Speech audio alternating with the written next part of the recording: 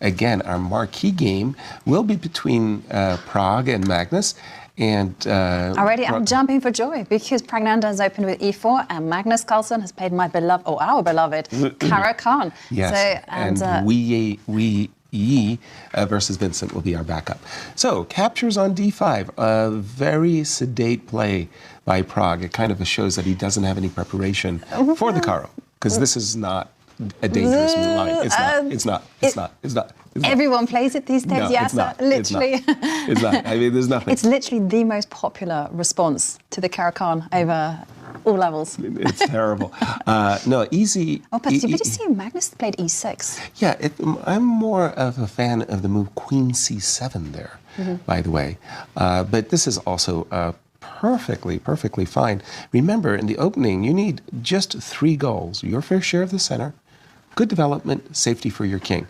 And if you look at the position after, for example, bishop d7, and who's enjoying the proceeds, we are about to find out. Again, okay, well, Praggnanandhaa now under the minute mark. That's what I was And that's asking. when it gets critical. Yeah, that's when it's squeaky bottom time. Exactly. One of the things I have noticed, I saw it written in a book, that one is in time trouble. You tend to make 2 types of mistakes. One of them is just simply to recklessly push pawns, which is exactly how we saw Wei Yi lose. Yep. Another one is just simply to make simplifications because you can't handle the tension in the position, so you look for clarifications. And each trade slips a little bit your position. And okay, but Magnus spent he spent an incredibly long time to play the move Rook takes a8. It was like he was unsure of how to continue. I really don't like the trade. I think that he very much let a lot of his advantage slip away. Funnily enough, you were just about to explain about simplifications, and there we go. I really like the move f4 instead. And now Magnus' advantage is gone. It's just gone. The queen on a7 is simply too good. It's very active, but on the other hand, White's king is a little bit shaky, and we do see the knight come to d2. And now, this is the move I've been wanting for a long time. The knight jumps into e4. It promptly gets traded off. And just to update you on a result, Arjun Erigaisi has defeated Gukesh. Big result there. Captures on e4 now. I'm expecting this knight to come back to f1. Knight to f1, g3, and knight to e3. And by the way, 16 seconds, a lot of... 15 seconds? Yeah, a lot of time being spent. Okay, is it now time to... And in other news, Wei Yi has beaten Vincent Keymer. Wow, big result. Our tournament leader coming into today bounces back. Bounces back. And now the big question is, how can Magnus destabilize the white king? Is he going to simply improve his light square bishop, maybe go bishop e8, bishop b5, or is he going to go for broke immediately, initiate chaos with moves like f4? I'm going to take 20 seconds. h6. Okay, knight to e3. Securing king. Queen to b7, surprise move. I would be so happy to play knight takes e5. Knight to e3 would have... 10 seconds. It's Magnus 15 seconds and ticking down. And Magnus is 10 seconds. Okay, now he goes for g5. Wow. Ooh. Okay, that is... He's rolling the dice. Yes. And now the knight comes into e3, targeting f5, bishop to e6, queen to c6, attacking the bishop. Now the king comes in, protecting everything. He's 8 seconds for Praggnanandhaa, and now...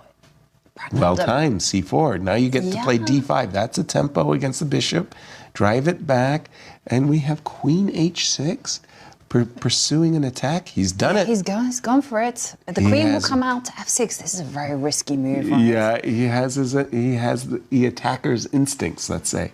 Check. Right, but if the queens get traded off, the position will favor Magnus. And now 5 seconds for Magnus. Knight takes e4, threatens d6 mate. No, it's not mate, but it threatens d6. d6. King runs to d7, and another one goes. Queen. The queen comes in, and the bishop is going to fall off. But the knight on b6. Take the bishop, take on f5. Is on freeze, and now he takes... Take on g5, and after all of the fireworks, Magnus is a pawn down in a queen ending. And Pragnanandha, Should- 5 seconds left, but he can play many, many moves in order to build up the time on the clock. Should 3 be seconds. winning. G4, let's go. G4. As long as he finds a nice hiding place for the king. King G3, just step up the board. King. King H4. Okay, now we've got Queen F5 just to drive the black king a little bit further away. King is going to come in. Yep. He's going to hide on G6. A good hiding place. Got to find a good hiding place. Yeah, G5. That stops Queen H3 ideas. Queen is safe. And we're beautifully, because you yeah. can't check on the 6th rank because of white And blocking Prague the is queen. winning this game. Queen Yeah. E5, G6. Oh, the pawn is emerging. Good technique so far. Queen F6, King G8, Yeah, that looks natural. King, King G8. G8. and Queen F7 check.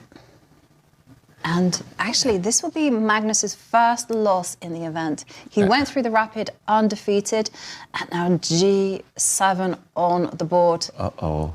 This is actually How do you stop very, the very, queen from very promoting? tricky. The 2 King seconds, F8, 1 second and there he handshake. goes. And Magnus's Magnus first Carlsen loss. loses to Pragnanandha. Wow. Wow. And Magnus looks very, very disappointed. I must say,